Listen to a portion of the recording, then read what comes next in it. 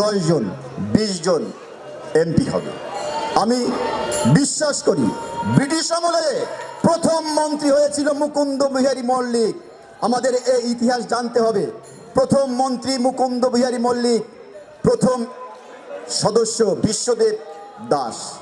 আমরা যদি সেই সময় এমপি হতে পারি, আমরা যদি সেই সময় মন্ত্রী হতে পারি, এখন হতে পারবো না কেন? আমরা অবশ্যই হব। আমাদের ভিতরে অ্যাডভোকেট আছে, আমাদের ভিতরে রাষ্ট্রবিজ্ঞানী আছে, শিক্ষাবিদ আছে। শুধু আমাদের একতাবদ্ধ হতে হবে। আমাদের সেই প্রাঙ্গণ রেডি হয়ে গেছে। আমরা যথোপযুক্ত সময়ে আমাদের শক্তির বহিঃপ্রকাশ ঘটাবো। আপনারা হতাশ হবেন না। এক সময় আমরা যখন 2001 সালে ঢাকা বিশ্ববিদ্যালয়ে ভর্তি হয়ে হরিচাঁদ পরিষদ করি, তখন আমরা যখন নবীনবরণ করি, সাংস্কৃতিক অনুষ্ঠান করি, তখন আমাদের অতিথি হওয়ার মতন ঢাকাতে কেউ ছিল না। কারণ নামের আগে মতুয়া শব্দ লিখলে সে মাইন্ড করত।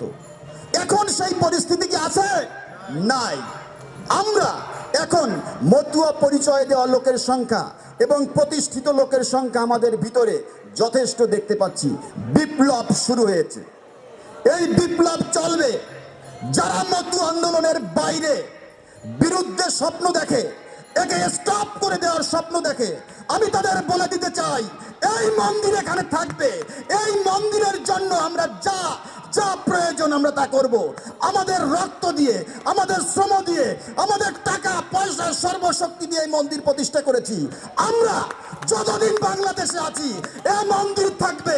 আমি পূর্ণ ব্রহ্ম শ্রী শ্রী হরিচাঁদ ঠাকুরের নামে শপথ করে বলছি, এই মন্দির এখানে থাকবে এবং বাংলাদেশের সর্বশ্রেষ্ঠ মন্দির হিসেবে পরিগণিত হবে।